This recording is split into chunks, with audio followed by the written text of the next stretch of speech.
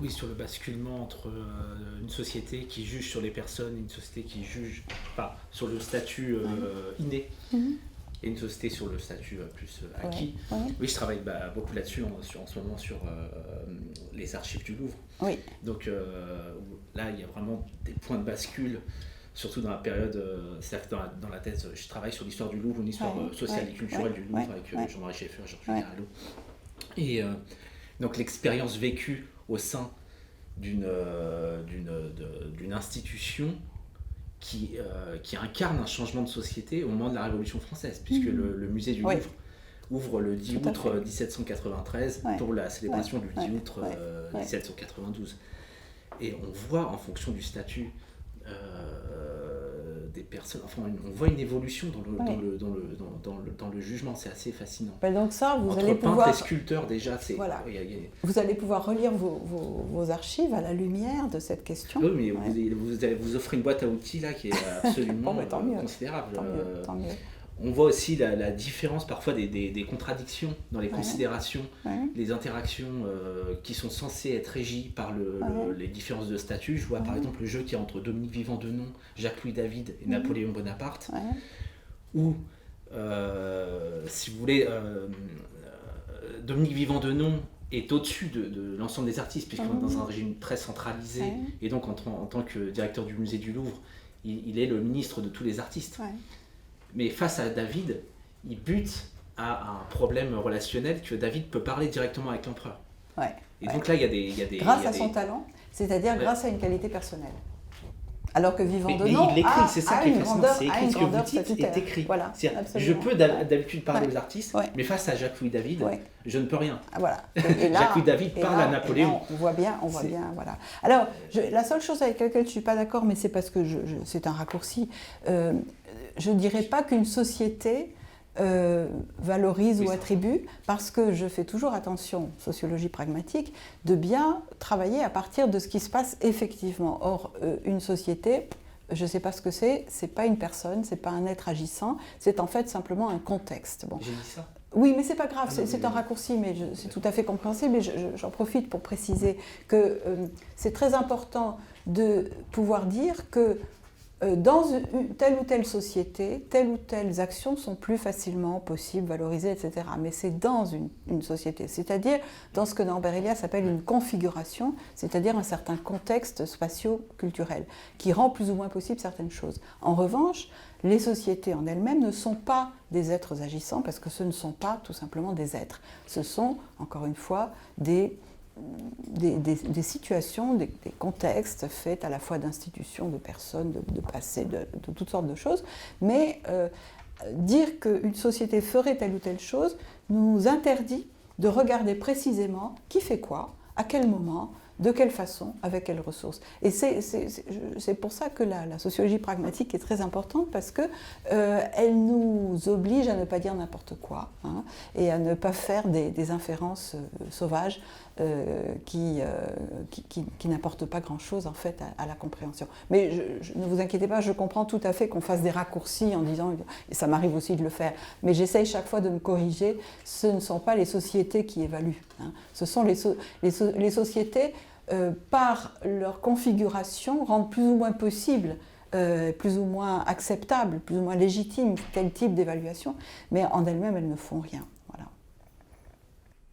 Est-ce que certains d'entre vous ont le sentiment que ce que j'ai dit peut éclairer des éléments de leur travail, de thèse ou de passé ou futur ou présent ?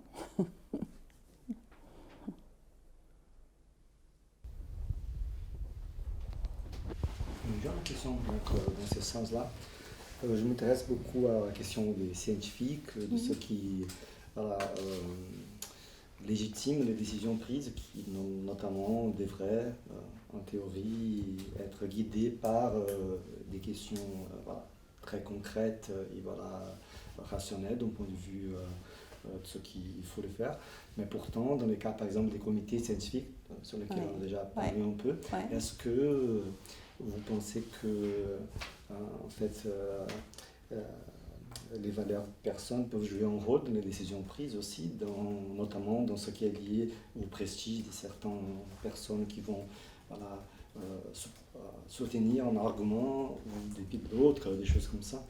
Nous savons tous que le fait d'avoir fait sa thèse dans une institution prestigieuse va nous conférer un statut qui va bien évidemment orienter les évaluations qui pourront être faites de notre travail, donc de notre œuvre au sens d'œuvre de l'esprit, c'est-à-dire de nos qualités personnelles à produire un travail scientifique intéressant.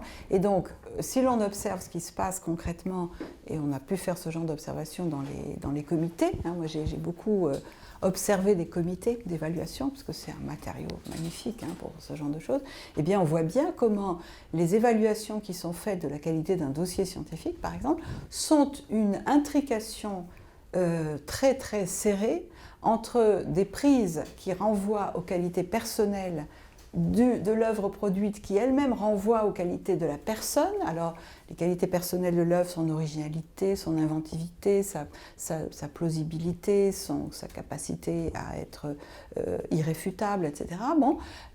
Mais ces qualités renvoient aussi aux qualités de la personne, à savoir son inventivité, sa connaissance de la tradition, etc., etc. Et en même temps, il y a aussi des qualités statutaires. Oui, il vient de telle université, oui, il a été soutenu par telle personne, etc., qui font que on est dans une intrication. Or, ces prises-là n'ont pas toutes la même légitimité. C'est-à-dire que dans un comité, il sera parfaitement légitime de mettre en avant les qualités de l'œuvre, de la proposition, donc du travail de recherche, par exemple, en disant voilà, c'est remarquablement inventif, il a utilisé tel et mais en même temps, il pourrait être relativement légitime d'utiliser une inférence sur les qualités de la personne. Oui, je l'ai rencontré, c'est quelqu'un de très honnête, de très original, de très etc. Mais bon, il faudra faire attention avec ça parce que c'est pas forcément la catégorie de critères la plus légitime dans cette situation. Et quant aux critères constitués par le statut, il faudra faire encore plus attention, parce que si vous dites « oui, il n'y a pas de problème, il a fait sa thèse à la Sorbonne », quelqu'un pourra vous dire « attendez, la Sorbonne, excusez-moi, mais c'est quand même pas une garantie de qualité, je connais des thèses faites à la Sorbonne qui sont totalement nulles. » Voilà. On pourra accuser la personne qui dit ça de manquer d'attention aux caractéristiques propres du travail proposé.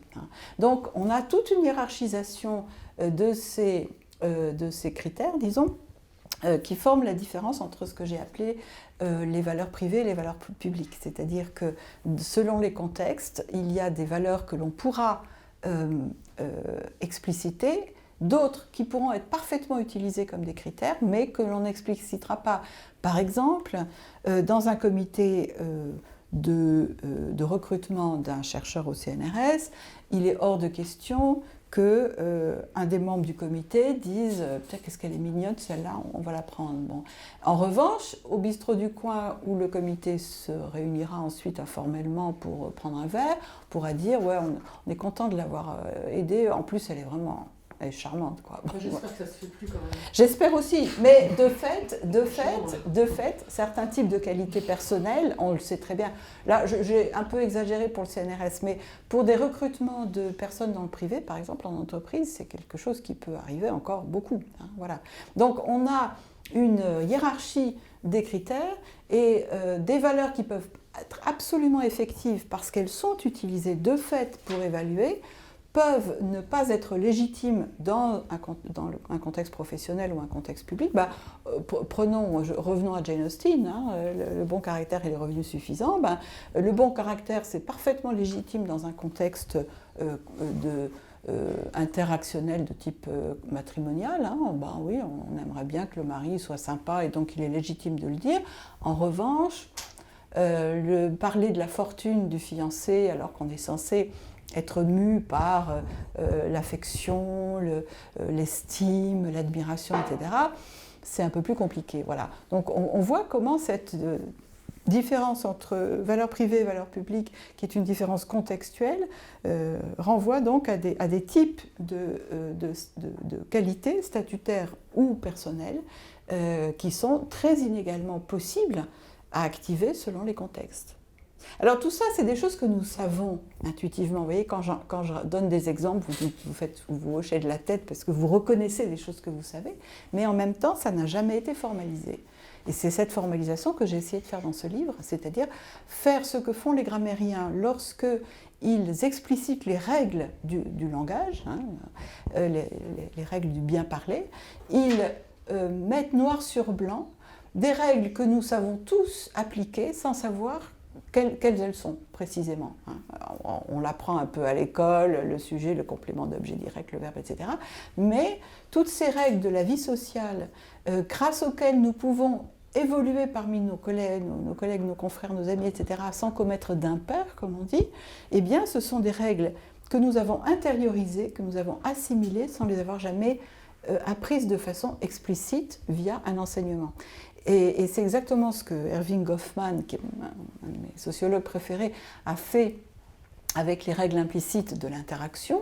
Il a consacré une grande partie de sa carrière à expliciter les règles interactionnelles, et c'est ce que j'ai essayé de faire ici avec les règles axiologiques, c'est-à-dire les règles nous permettant de nous orienter parmi les bonnes manières d'évaluer les personnes. Voilà.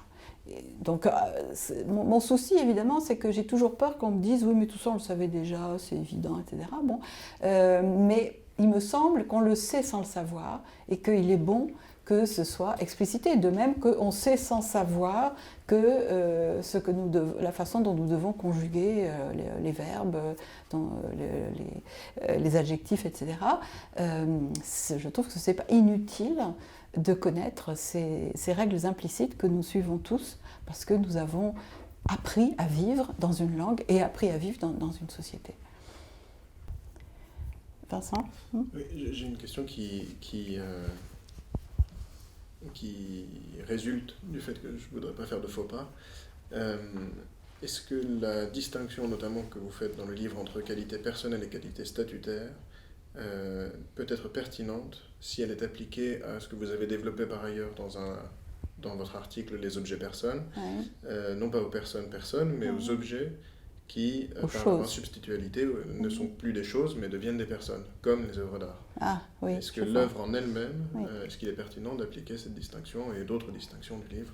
Alors, donc, dans les objets personnes, je montre qu'il y a des catégories d'objets qui ont le statut d'une personne. Donc, d'une part, les fétiches, qui agissent comme des personnes, qui ont une action. D'autre part, les reliques, qui sont liées aux personnes, puisqu'elles sont la trace d'une personne. Et d'autre part, les œuvres d'art, qui sont à la fois des fétiches et des reliques.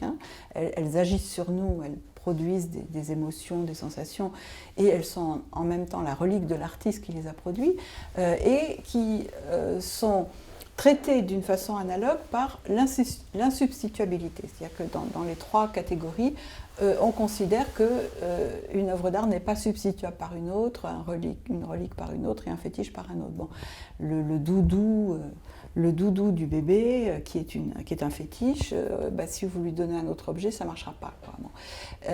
Et si on montre qu'une relique est fausse, eh bien, elle ne marchera plus. Bon. Donc, cette insubstituabilité des objets personnes fait qu'il y a un passage du statut d'objet au statut de personne humaine, et que, en fait, le statut de personne peut être partagé par des choses et non pas seulement par des humains. Bon, c'est une proposition un peu forte, mais je la maintiens et je montre comment elles nous permettent d'éclairer énormément de situations de gestion de ces objets. D'ailleurs, je donne dans le livre l'exemple d'une relique qui est une personne transformée en relique, à savoir, c'est ce que raconte Stefan Zweig à propos de Goethe, qui découvre, Stefan Zweig, découvre un jour qu'à l'étage au-dessus de l'appartement qu'il habite, sont logées une dame et sa mère fut la fille du médecin de Goethe. Et donc, il sait que cette vieille dame, maintenant, quand elle était petite, a été mis en contact avec Goethe et que même probablement Goethe lui a posé la main sur sa tête. Bon. Et il lui voue du coup une vénération parce que c'est une personne transformée en relique, la relique de Goethe. Bon. Donc on a un passage de l'un à l'autre et c'est vrai que ce serait intéressant de regarder dans les différents types de traitement, et notamment la différence entre propriété statutaire et propriété personnelle, ce qui s'appliquerait aux fétiches, aux reliques et aux œuvres d'art. Vincent, je vous avoue que je n'ai pas fait le travail, c'est à vous de le faire, on en reparlera dans les mois qui viennent. Et c'est sûr qu'avec votre travail sur les selfies devant la Joconde, c'est une question fondamentale. Est-ce que c'est la qualité personnelle de la Joconde qui attire ceux qui se prennent en photo à côté d'elle, ou est-ce que c'est sa qualité statutaire d'œuvre qui est mise au panthéon des grandes œuvres d'art? La question est ouverte, mais je pense que ce sera une très bonne piste pour votre thèse. Ça devrait marcher, à mon avis. Ça devrait très bien marcher sur la Joconde. Oui, je pense que c'est... Et d'ailleurs aussi sur les statues du musée Grévin que vous allez étudier aussi. Oui.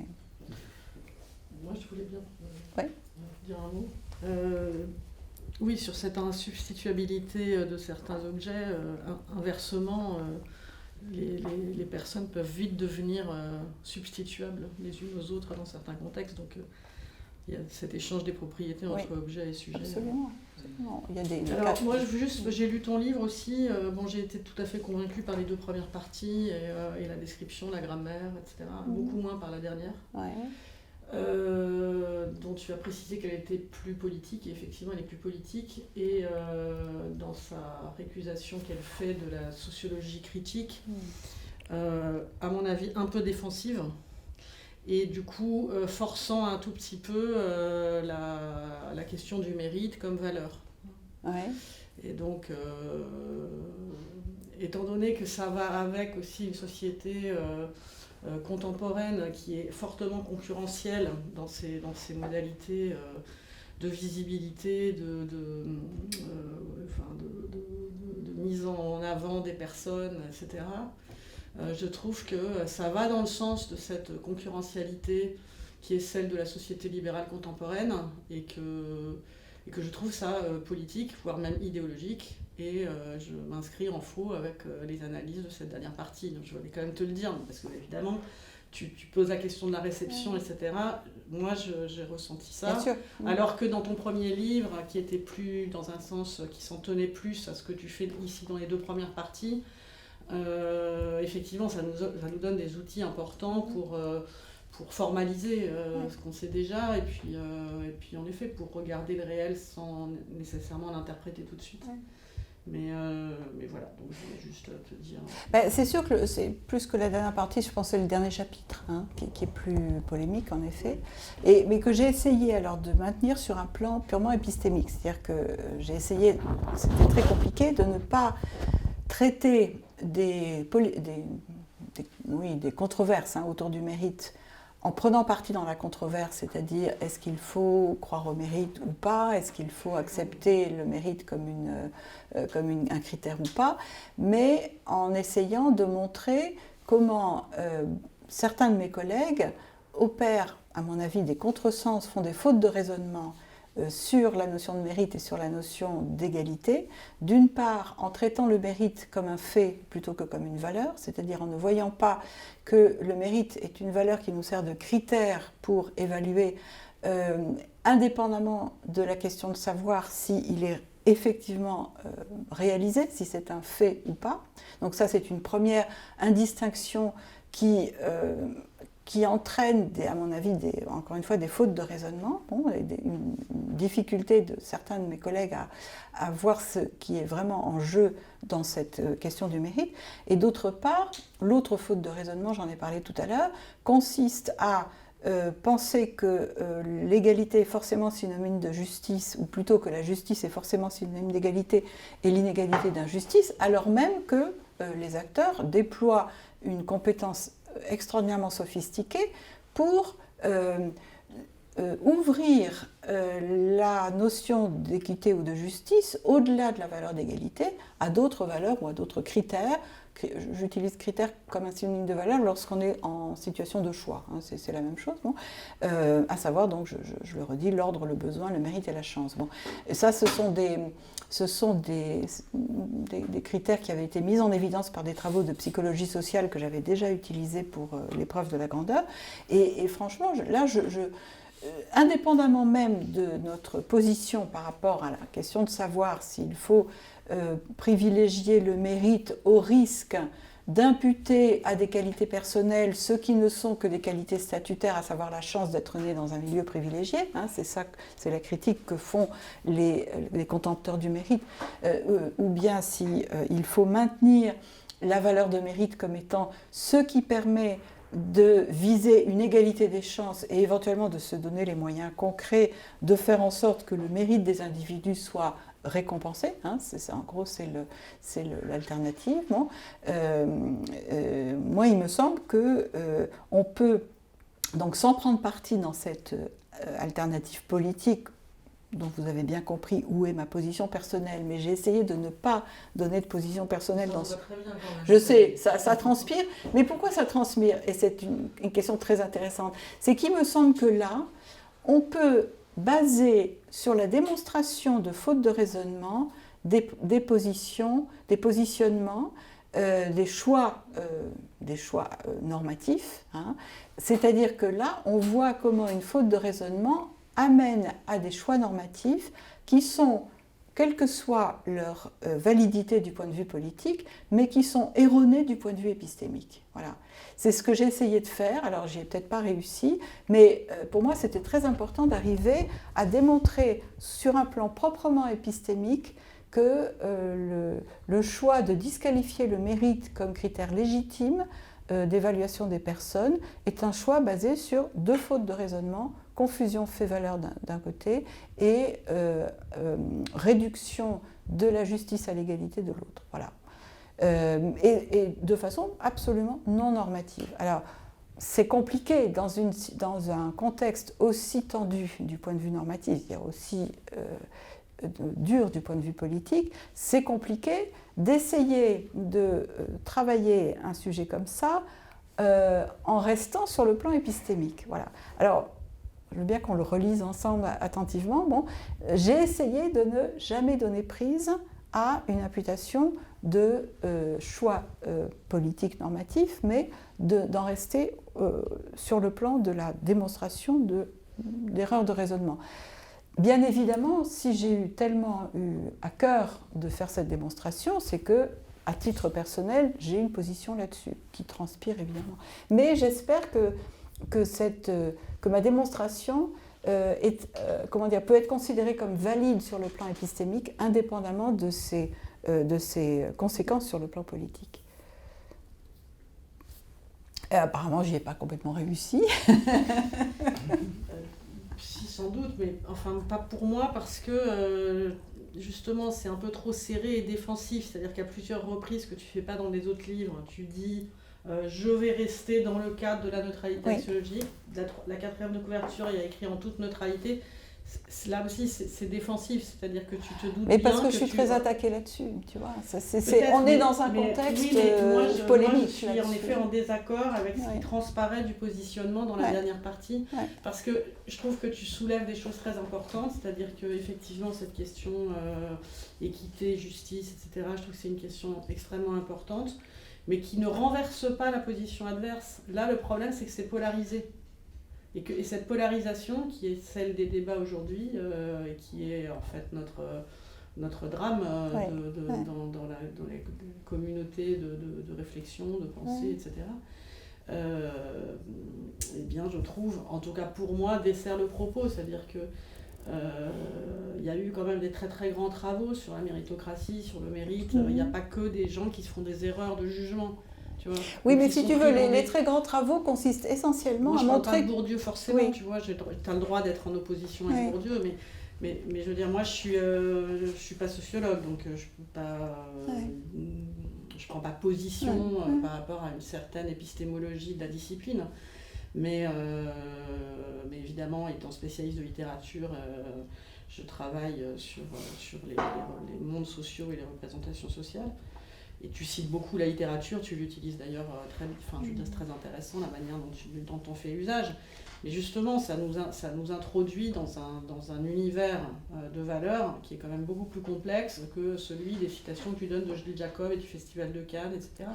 Et il me semble que Moi, là où je ne suis pas tout à fait d'accord, c'est que d'abord, je pense qu'il y a quand même, malgré tout, un dévoilement des qualités statutaires derrière certaines qualités personnelles.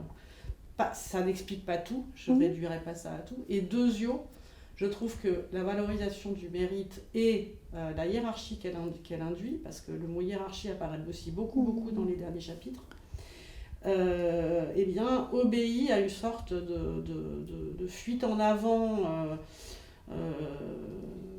à la fois consumériste et concurrentielle, qui est devenue la logique des rapports sociaux aujourd'hui. C'est-à-dire que tout est concours, tout est top chef, tout est ceci, tout est cela.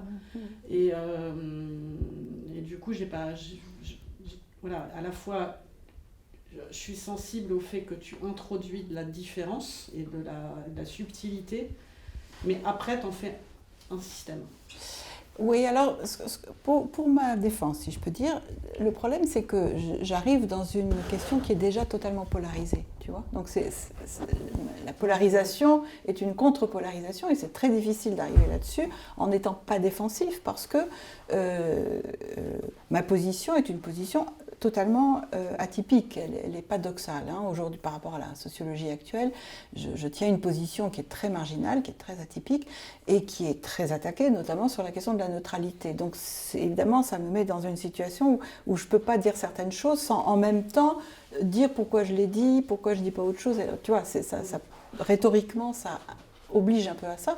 Par ailleurs, tous les livres qui ont été faits sur la méritocratie, en tout cas une grande partie de ceux que je connais, consiste essentiellement, et c'est le propre aujourd'hui de la sociologie de l'éducation, à mettre en évidence ce que je montre dans le chapitre 2, à savoir que derrière le mérite sanctionné par des épreuves scolaires, etc., il y a en fait des différences de statut social, d'origine sociale, etc. Ce qui n'est pas faux, ce qui est juste, mais simplement c'est un constat factuel qui ne touche pas, à mon avis, cette chose fondamentale qui est que pour pouvoir viser une conception commune de la valeur, eh bien, il faut avoir des critères de valeur que nous partageons et le mérite, en tant que visée, en tant que chose que nous valorisons, fait partie de ces critères fondamentaux et que si on n'avait pas le mérite pour nous orienter, on serait drôlement embêté. Il n'y aurait pas de comité de sélection CNRS, il n'y aurait pas de match de foot, il y a beaucoup de choses qui ne seraient pas là. Et quand tu parles de l'hyperconcurrence et de ces concours, etc., en fait, qu'est-ce que c'est ? C'est la tentative pour lever l'incertitude sur la valeur respective des personnes dans une société démocratique fortement égalitaire et où du même coup les différences hiérarchiques sont très compliquées à gérer, ce que je montre dans la partie sur les épreuves et aussi sur la hiérarchie. Et ces épreuves, ces demandes, si on peut dire, ces passions pour ces épreuves de concours sont, me semble-t-il, répondent à un besoin de recréer du consensus et donc de recréer un monde commun dans la nécessité de juger la valeur intrinsèque des personnes indépendamment de leur qualité statutaire. Donc pour moi c'est parfaitement vertueux, c'est très important que nous puissions avoir accès à des épreuves consensuelles qui permettent de pacifier la question de savoir ce que valent les gens. Donc moi je ne les vois pas du tout comme des choses terribles parce qu'elles fabriqueraient des écarts de grandeur. Les écarts de grandeur sont là et ces épreuves sont là pour transformer ces écarts de grandeur en écarts légitimes, c'est-à-dire en différences que nous pouvons considérer comme justes sur la valeur respective des personnes. Moi j'inverserais complètement les choses. Et c'est justement le symptôme d'une société démocratique égalitaire que d'avoir besoin d'épreuves de grandeur, alors même que sous l'Ancien Régime, on n'avait pas besoin d'épreuves de grandeur. Il suffisait d'être... C'est une société très inégalitaire maintenant. Elles sont factuellement inégalitaires, mais axiologiquement, normativement, considérées comme devant être égalitaires. L'égalité des chances est une valeur fondamentale dans nos sociétés. Je ne dis pas qu'elle est accomplie dans la réalité, mais c'est une valeur. Et c'est justement le critère du mérite est une des façons d'essayer de viser une égalité des chances en compensant les inégalités de départ, les inégalités factuelles, de façon à donner plus de chance à ceux qui n'en ont pas, à ceux qui en ont moins à l'origine. Bon. Mais c'est grâce à la valorisation du mérite que l'on peut construire des dispositifs de compensation de l'inégalité statutaire de départ, me semble-t-il. Oui. J'avais juste une réflexion par rapport à cette différence preuve et preuve de la grandeur. Que ce soit quelqu'un qui réussisse le concours de l'agrégation, qui réussisse une thèse, c'est-à-dire que ces valeurs, si je vous suis, ces valeurs personnelles, par exemple de savoir, peuvent se transformer en valeurs statutaires d'agrégé. Ce que je constate, c'est qu'en fait, il y a justement une ambiguïté, il y a une tension qui se crée lorsque, dans les faits, très concrètement, une fois que le statut est obtenu, eh bien en fait, la circonstance d'exercice ne fonctionne pas. Absolument. Et dans le cadre de l'éducation nationale que je connais bien, et puis également de l'enseignement supérieur, où vous avez par exemple dans le cadre de l'enseignement secondaire une cohabitation entre professeurs certifiés et professeurs agrégés, souvent dans des conditions d'exercice extrêmement similaires. Vous avez des syndicats d'enseignants qui sont pour les agrégés, qui essaient ne serait-ce que de les affecter en lycée, parce qu'énormément sont en collège, ou alors de les infecter vers l'enseignement supérieur. De la même manière, on constate des différences entre statut de docteur en fonction des disciplines, docteur en musicologie ou docteur en gestion, ne conduit pas. Alors, statutairement, ce serait la même chose, mais dans les faits, ce ne serait pas du tout la même chose. Donc, il y a cette ambivalence entre la condition statutaire, est-ce qu'elle explique quelque chose, est-ce qu'elle valide quelque chose de ce qui est la qualité personnelle, ou pas, étant donné que factuellement ça ne s'observe plus. Et je pense qu'il y a une partie de l'attention de la société aussi qui vient du fait que on a une dégradation de la condition statutaire, parce qu'on n'a plus les moyens de donner cette condition statutaire à la plupart des individus. Et quand vous voyez des étudiants... Donc il y a une souffrance très forte par la disjonction, le contraste entre la qualité statutaire et donc le traitement qui devrait aller avec cette qualité statutaire et la réalité du traitement qui est fait. C'était tout le thème du livre de Bourdieu, La misère du monde. Hein. Donc déjà, on a cette question-là qui est problématique. En tant que personne, on ne se sent pas traité conformément au statut que l'on devrait avoir. Inversement, on se plaint aussi du fait que des gens aient un statut lié par exemple à l'obtention d'un diplôme ou d'un concours, qui fait qu'on a tendance à les juger favorablement, alors même que leurs qualités personnelles ne sont pas très bonnes. Donc, par exemple, un très mauvais enseignant agrégé, qui continue à monter dans la carrière parce qu'il est agrégé, alors même que personnellement, ses qualités de pédagogue sont nulles. On a les deux tensions existent. Alors, simplement, il faut faire la différence entre les qualités statutaires acquises et innées, donc ça j'en parle dans le deuxième chapitre, puisque si vous avez une qualité statutaire alors je prends le cas du noble, parce que même si c'est plus très présent aujourd'hui, mais celui qui a une particule nobiliaire et qui est d'une grande famille, ça c'est une qualité statutaire innée, et on peut considérer en effet qu'il est parfaitement injuste de lui attribuer des postes, des gratifications, de l'admiration, etc., alors même qu'il n'a strictement rien fait à titre personnel pour le mériter. En revanche, la qualité statutaire qui est acquise par le fait d'avoir passé un concours difficile reste quand même considérée comme l'épreuve qui sanctionne une qualité personnelle, c'est-à-dire la capacité qu'a eue la personne d'accumuler suffisamment de connaissances, de savoir-faire, etc., pour pouvoir passer le concours de l'agrégation. Ce qui demeure problématique, c'est la constance dans le temps des qualités personnelles sanctionnées par l'épreuve du concours. C'est ça qui est problématique. Mais on voit bien qu'il faut faire une grande différence entre des qualités statutaires acquises et des qualités statutaires innées. Les secondes, dans notre société démocratique, ont moins de validité, moins de légitimité que les qualités statutaires acquises. Voilà. Ce qui est intéressant, si je peux continuer là-dessus, c'est quand on regarde des lycéens ou alors des étudiants, la réussite du baccalauréat ou des études supérieures équivaut encore dans la tête des gens à attester une qualité personnelle et faire valoir après de droit quelque chose. Donc il y a une confusion aussi qui est entretenue entre la réussite à un diplôme Oui. et puis le droit Oui, de absolument. l'avoir, donc entre le statut Oui. et la qualité Absolument. personnelle. Et à ce moment-là, comme le lien est encore très présent dans la tête des individus, quel que soit le contexte économique dans lequel on peut favoriser des postes, ne pas reconnaître, ne pas accorder le droit équivaut à ne pas reconnaître la qualité personnelle. Absolument. Et c'est tout le problème du passage à l'enseignement supérieur, puisque si le bac confère un statut qui est censé donner accès à l'enseignement supérieur, le problème c'est que, vu les conditions du bac actuellement, tous les élèves qui ont le bac n'ont pas les qualités personnelles qui leur permettent de suivre un enseignement supérieur. Et c'est ce décalage-là qui est absolument problématique. Et je pense que les choses seraient plus claires si on avait en tête les distinctions que je fais, parce que là, on verrait mieux où se situe le problème et du même coup, comment y remédier. Je vais envoyer le livre aux responsables de l'éducation nationale